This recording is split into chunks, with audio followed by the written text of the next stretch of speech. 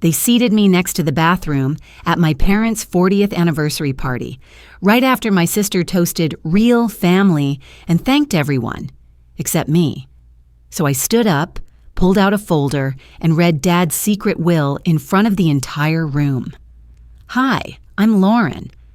I'm the daughter they tried to erase, from photos, from memories, and even from the deed to our family lake house. But what they didn't count on was that I kept receipts, legal ones. What would you do if your family rewrote your place in their story? Before we dive into the story, let me learn a bit about you. If you're a charming lady, please leave the number 1 in the comments, and if you're a dashing gentleman, leave the number 2. This way, I can send you a special greeting. Now, let's start the story together. The kitchen smelled like cinnamon and coffee. Vera had lit one of those seasonal candles again, the kind that made you feel like you were walking through a catalog. I paused at the doorway holding Ellie's hand as she tried not to trip on the welcome mat. Milo was already ahead, scanning the crowded room for a seat that didn't feel like leftovers. "Look who finally made it," Celine called out, her voice light but sharp enough to cut. She held a glass of orange juice, no pulp, just the way Mom liked it. I offered a small wave. "Sorry, we weren't told the time changed." Vera looked up from the head of the table, her smile practiced. "Oh, didn't Celine send the updated group text?" "No," I said, glancing at my phone. "No missed messages, no calls."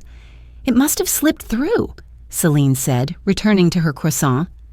The brunch table stretched across the main room, dressed in floral runners, with place cards written in Vera's handwriting. I scanned for hours. Nothing. A folding table had been set near the patio doors, next to the coffee station and just a few steps from the downstairs bathroom. There were 3 chairs, no flowers, no name cards. "Over there," Mom said, motioning with her chin while refilling someone's coffee. Her tone made it sound like she was doing me a favor. Ellie clung to me, her curls still damp from the morning shower. "Is this the kids' table?" she whispered. I forced a smile. "It's our table, sweetie." We sat. I helped them with muffins and fruit while glancing over at the main table. My sisters laughed about something Vera's son had said during his school presentation. I caught pieces of the story, but none of it involved me. "I still remember Dad's face when we showed him the first drafts," Vera said. "He loved that lake house like it was a third child." "Well," Celine added, "at least that one was easier to manage." They laughed. My fork tapped once against the ceramic plate. I didn't join in. A memory tugged quietly at the edge of the moment. Dad and I sitting on the living room floor, rolls of butcher paper spread out, sketching cabins with shared porches and walking trails. I'd used a red crayon to mark out where the garden would go. He'd called it Kaylin's Corner, saying I was the only one who saw past square footage. Now his voice was nowhere in this room. Halfway through brunch, Vera picked up her glass and stood. "Quick update before dessert," she said.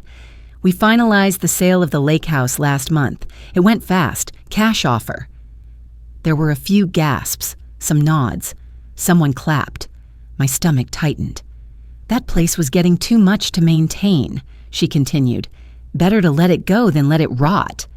I smiled like I already knew, like I agreed. Mom sipped her tea without looking in my direction. Her earrings matched her blouse again, navy, gold-rimmed, classic Diane. Ellie whispered, "Will we still go there in the summer?" I squeezed her hand under the table. "No, honey, we won't." Later that night, after I tucked the kids into bed, I sat in the dark with only the glow of my phone. A new email had arrived, forwarded from Julia, my cousin. The subject line read, "Just in case you missed this." No greeting, just an attachment. It was a PDF of the sale contract. The lake house, Dad's pride, was sold, signed, sealed. And there it was, in plain text, Vera's signature, Celine's too, Mom's. No mention of me, no initials, no placeholder, no courtesy copy. I stared at the screen until the light dimmed, then I turned it back on and read it again. The ache behind my eyes settled into something colder. This wasn't a misunderstanding. This was edited, deliberate. I thought about calling Mom, about asking why, but the silence in that email felt louder than any answer she could give. Around 4:30 a.m., I began pulling suitcases from the closet. I didn't make a list, didn't tell anyone, just started folding, stacking, packing. Milo woke up to the sound of a zipper. "Where are we going?" he mumbled. "Somewhere quiet," I said, brushing his hair back.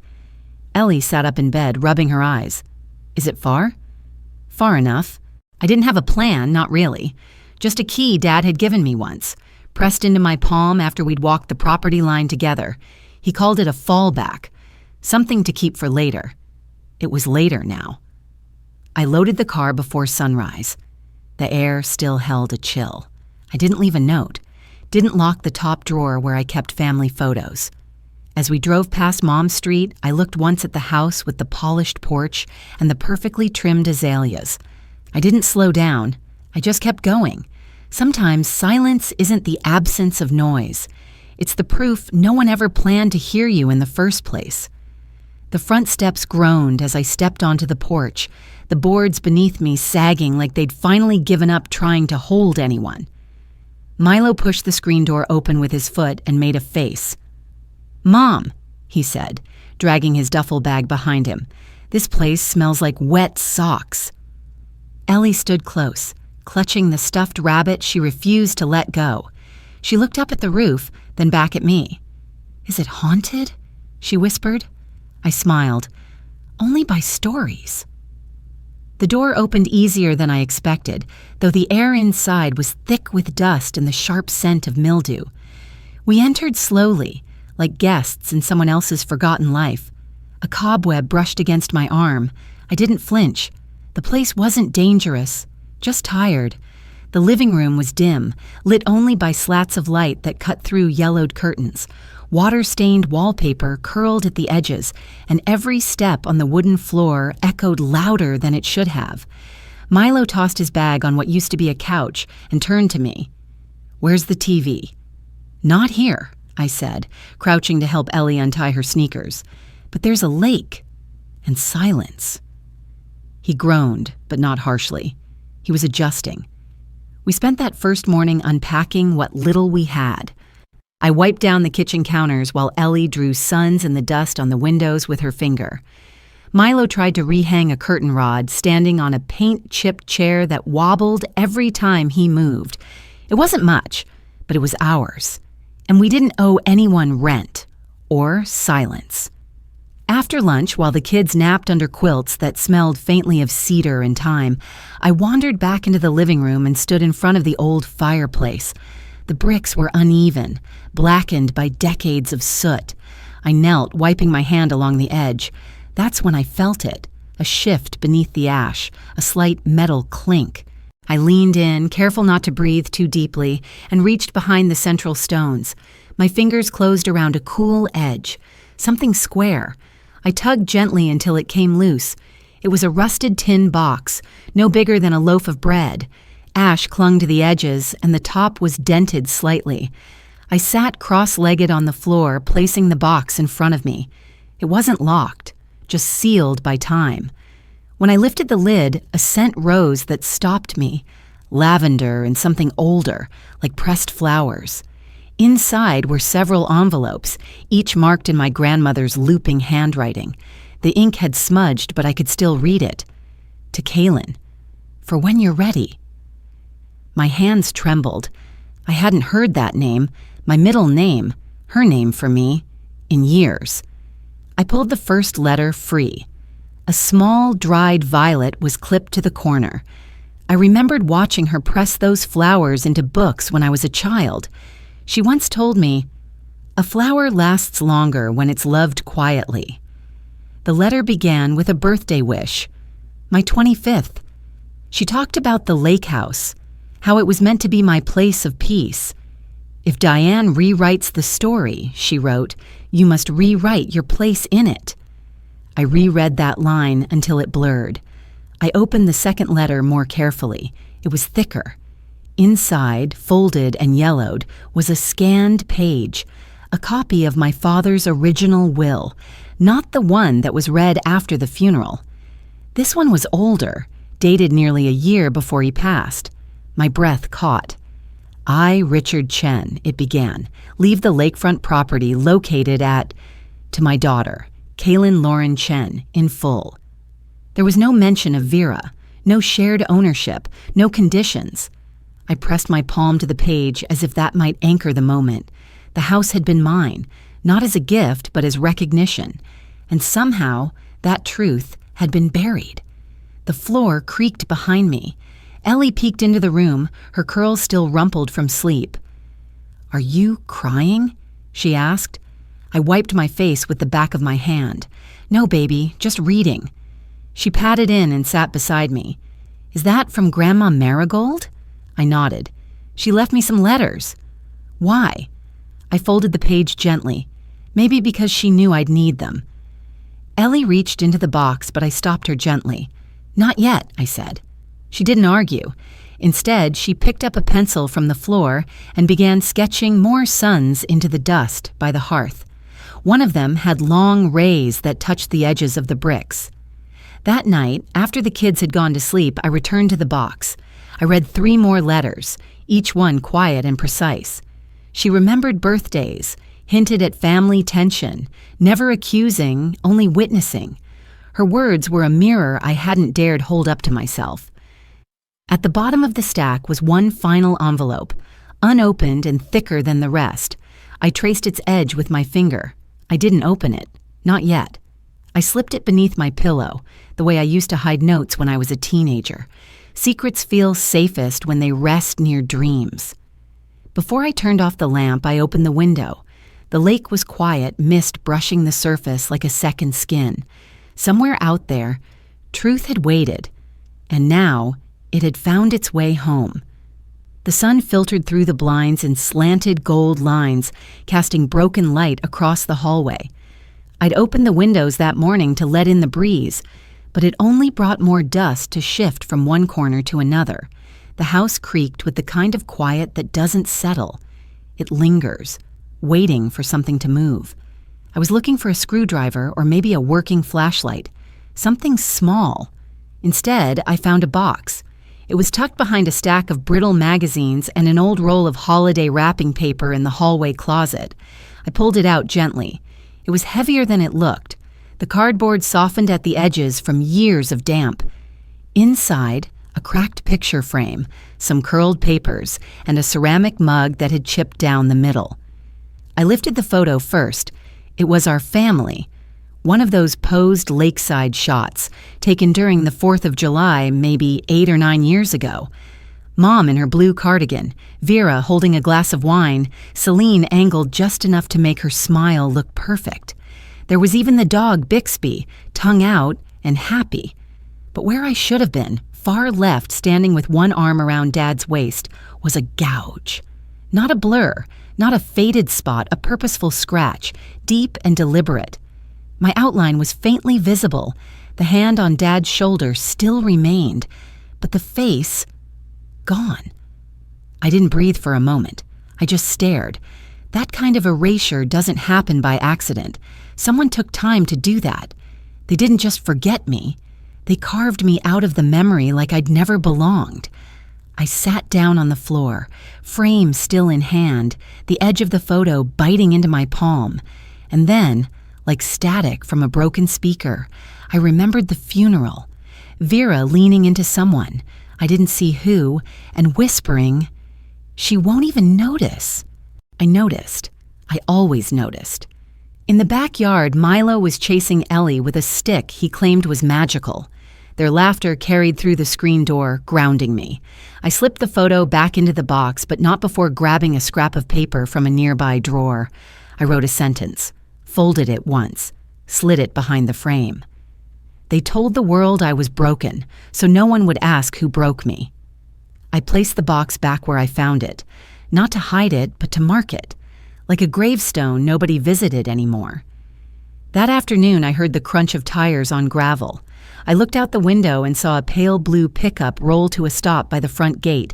An older man stepped out holding a black poster tube in one hand. Mr. Adler. I hadn't seen him since Dad's memorial. He was smaller now, thinner, but the same kind eyes behind wire-rimmed glasses. I met him at the door. "You found us." "I had a hunch," he said with a shrug. "Figured the cabin still meant something to someone." He handed me the tube without a word and gestured toward the porch swing. I nodded and we both sat. "I kept this," he said quietly, "even though your mother asked me to throw it out years ago." I unfastened the cap slowly. Inside was a single-rolled blueprint, thicker than a poster but worn at the corners.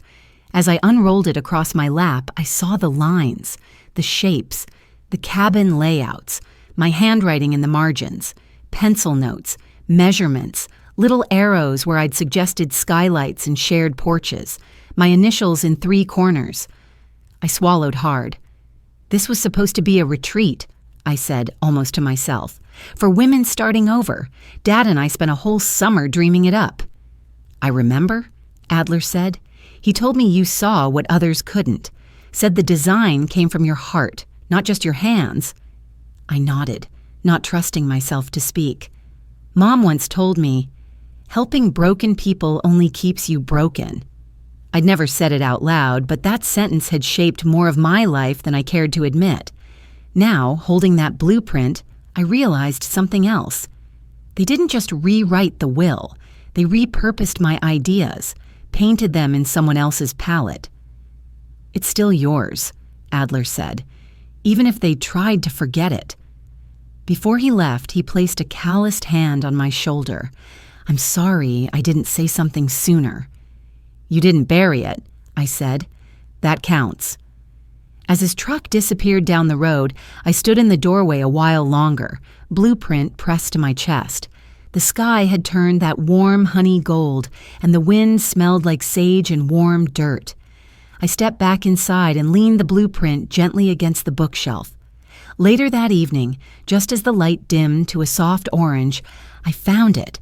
A small envelope stuck between the screen door and the wooden frame. A dinosaur sticker sealed the back. It was an invitation. Vera's son was turning 6. The party would be held at the house on Mallory Lane, the same house where I'd once stood with Dad, drawing imaginary lines in the dirt, the house where my voice had first been measured in sketches and silences. I stood holding the envelope for a long time. Behind me, Ellie tugged my shirt. "Mom," she asked, "will there be cake?" I looked down at her hopeful face, not yet tainted by what people could take from you without asking. "I'm sure there will be," I said softly.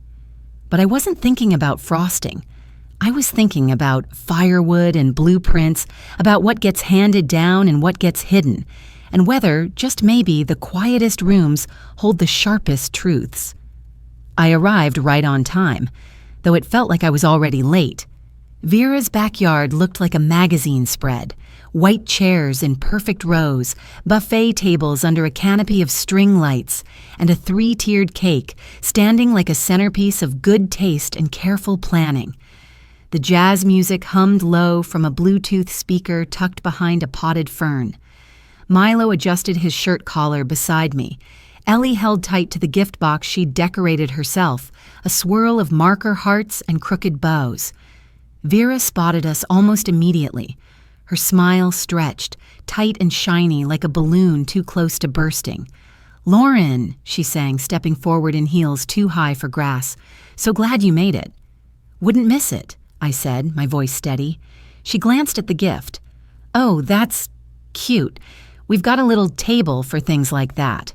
Her eyes flicked to the back corner of the yard. "Your seats are just over there, right next to you'll find it." I looked. 2 metal chairs and a folding table sat near the patio doors, right beside the bathroom entrance. Not another soul was seated there. "Perfect," I said, and walked that way with my kids. We settled in. Milo reached under the table and gave my hand a quick squeeze. I looked at him. He didn't say a word, but I knew he understood more than he should have. The party was in full swing. Laughs, champagne glasses raised, people who had known our family for decades clinking silverware against their plates. I recognized the neighbors, the women from Mom's Bible study, Dad's old co-workers. All of them looked just a little too polished, like they knew they might end up in someone's photo album. Then came the toast. Vera stood at the main table, her husband Bryce at her side. Diane, seated like royalty beside a bouquet of hydrangeas, lifted her glass even before Vera spoke. "To real family," Vera began, her voice strong. "The kind that sticks around, the kind that shows up, the kind that contributes when it counts." A polite ripple of laughter passed through the guests. My glass remained on the table. "And," she added, glancing toward our mother, "to the legacy you built, together. Strong women raise strong daughters." More nods, more clinks, a murmur of agreement. When the clapping faded, I stood. The motion was simple. No drama, no raised voice, just the quiet scrape of my chair against the stone patio. "Before the cake," I said, "I'd like to say a few words." I didn't wait for permission. I walked to the front, past the neat rows of guests, past Mom's carefully arranged smile. From my tote bag, I pulled out a slim folder, cream-colored, ordinary. "I know today's about celebration," I began, "but sometimes honoring the past means telling the part that didn't make it into the scrapbook." I opened the folder and held up a single sheet. "This is a letter my grandmother, Marigold, wrote to me. One of several she left in a tin box behind a fireplace that nobody else bothered to clean." I unfolded it. She wrote, "If Diane rewrites the story, you must rewrite your place in it." A hush fell across the garden. In her letter, she reminded me that Dad's lake house wasn't a gift. It was an intention, a safe space for women who needed to start over, a space I helped design. I pulled out the second page, a copy of the will. "This," I said, "is a scanned version of my father's original will, the one before the edits, before the meetings I was never invited to, before I was moved quietly off the list." I paused. He left the house to me, just me. Someone coughed. A fork clinked against a plate. Celine looked down at her lap. Vera shifted in her heels, arms crossed. I turned to Diane. "You didn't forget me," I said. "You removed me." Her face remained still, but her hand tightened around her glass. I closed the folder and stepped back. No one clapped. Not one. The silence was full, thicker than any applause could have been. Mr. Adler stood quietly at the edge of the crowd. He gave a subtle nod, one that didn't need a word. As I turned to walk back to our little table, I passed a man I barely knew. One of Dad's cousins, I think. He muttered, "I always knew something didn't add up." I didn't stop walking. Behind me, Diane remained frozen in her seat, her mouth open just slightly, like she'd planned to say something but forgot what it was. Back at our table, Ellie leaned her head against my arm. Milo was looking straight ahead. "Mom," he whispered, "are we staying for cake?" I looked at the tiered confection under the canopy, perfect icing, gold trim. "No," I said.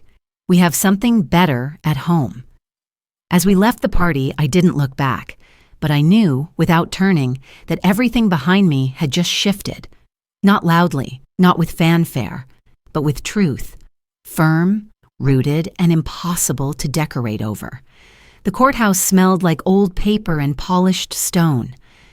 My shoes clicked softly against the marble floor, too loud for how quiet the building felt.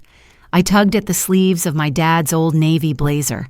It was a little loose in the shoulders now, but it gave me weight, something to hold on to that wasn't just memory.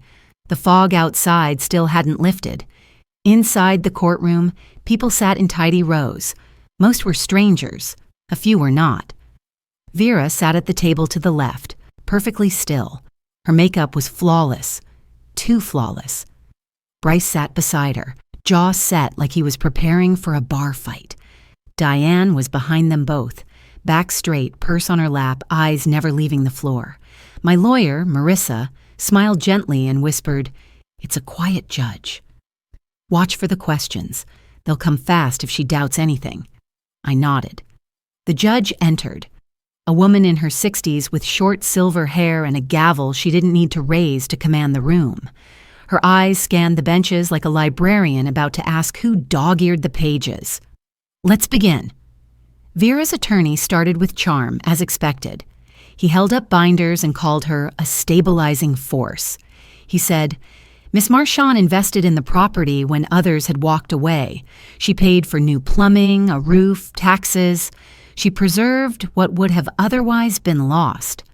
Slides flickered on the screen. Kitchen remodels, garden pathways, even an invoice for a new dock. He paused after each photo, letting the room soak in the appearance of effort. When it was Marissa's turn, she stood slowly.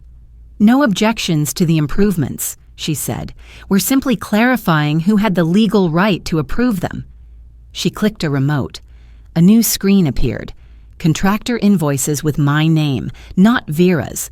Bank transfers from my account. Emails confirming purchases I'd made under my name. Then she held up the scanned will. This is the original notarized draft, she said, dated 1 year before Mr. Chen's death. He named his daughter Lauren Chen, sole heir to the property.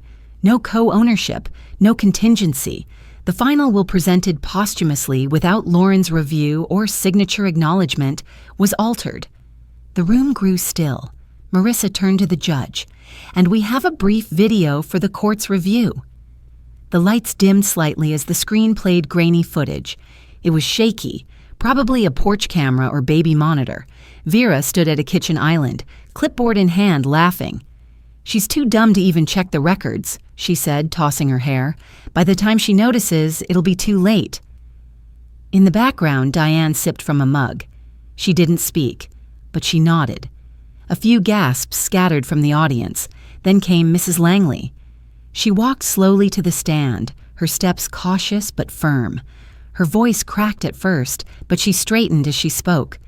Richard Chen told me, more than once, that the lake house was for Lauren, she said. He said she was the one who understood it. And did he ever mention co-ownership with his other daughters? Marissa asked. No, Mrs. Langley replied. Just Lauren. He said she needed a place to rebuild. That was the word.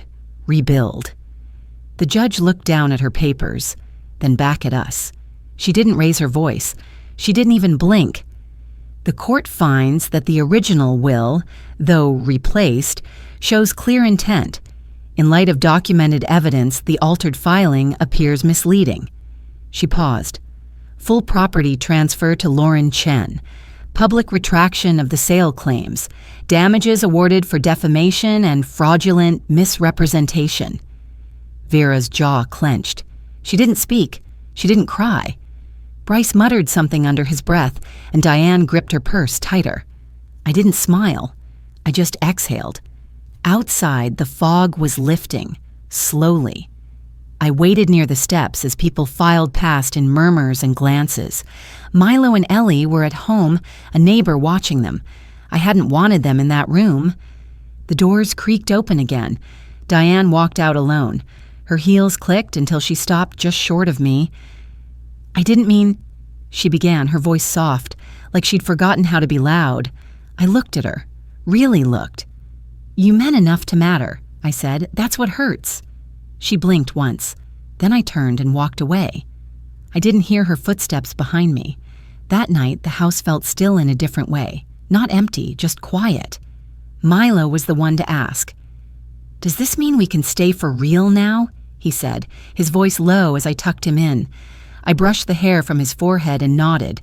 Yes, I whispered. On record. He smiled and turned toward the wall, pulling the blanket up to his chin. I stood in the doorway for a moment, letting the weight of the day settle into the floorboards. Outside, the fog had finally cleared. The house smells like fresh paint and morning toast. I never thought it would. I used to associate it with mildew and broken promises, but somehow, without fanfare, it's become a place that breathes again. Ellie's heart-shaped painting is taped crookedly to the fridge. Milo's shoes sit by the door, one untied, the other already muddy. There's a plaque inside the hallway now, just past the threshold where sunlight hits in the late afternoon. Built on truth, rebuilt with purpose. Mr. Adler helped me hang it, his hands slower these days but steady. Your dad would have liked that line, he said. I think he would have too. The zinnias are blooming out front. Milo planted them in raised beds he helped build with a borrowed hammer and a great deal of focus. They're supposed to mean endurance, he told me, reading from a gardening blog, or memory. Depends on the color. Ellie painted the mailbox, pink hearts, a few stars, and what might be a bird. She told me it was a dove. Like the one from the attic, she said. The ceramic dove sits on the kitchen windowsill now, its once cracked wing mended with a gold seam I applied with shaking hands and a YouTube tutorial. It glints when the sun moves across the sink in the early hours. Some things break so they can be remade with care. This spring, I donated part of the settlement to a local nonprofit. They run transitional housing for women coming out of domestic situations, job loss, or just life's quiet wreckage. The director visited last week. She walked through the house with a clipboard and tears in her eyes. "You really want to use this place for retreats?" she asked. "I want it to give back," I told her. It was supposed to. Once we stood on the porch together, looking at the lake. The water was calm. Everything around us felt held. Last night, the first group arrived. 4 women, each carrying a small suitcase and a large silence. I didn't ask for stories. They didn't offer. That felt right. This morning, one of them, her name's Evelyn, stood by the porch railing while I refilled the pitcher of lemonade. She didn't say much, just looked out at the trees and murmured, "This is the first place I've felt safe in years." I nodded, smiling softly. "That makes 2 of us," I said. Now I sit in the porch swing, restored from rust, oiled and sanded until it hums quietly when it moves. The kids are chasing each other across the lawn. Mrs. Langley is somewhere inside, folding towels or tidying the guest room, humming a hymn I don't recognize. I hear laughter from the living room, and this time, I don't brace. I don't flinch. I smile, and I rise. The floorboards are warm under my feet. Inside, the table still has toast crumbs scattered across it. Ellie's painting is half finished, the water cup tipped slightly but not spilled. The calendar above the counter is already marked with new things. Community meetings, garden co-ops, one date circled twice, art day, porch sketches. The house holds more than memory now. It holds breath. It holds future. And this time, my name is on the deed. There's something quiet and beautiful about a house finally breathing again, especially when your name is the one on the deed. For so long, I thought being erased meant I didn't matter. But what I've learned is this: truth doesn't need permission to live. In every family, there are stories no one wants to face, but that doesn't make them less real. And sometimes, healing isn't loud or perfect. It's planting zinnias, repainting a porch swing, or letting someone else feel safe because you finally do.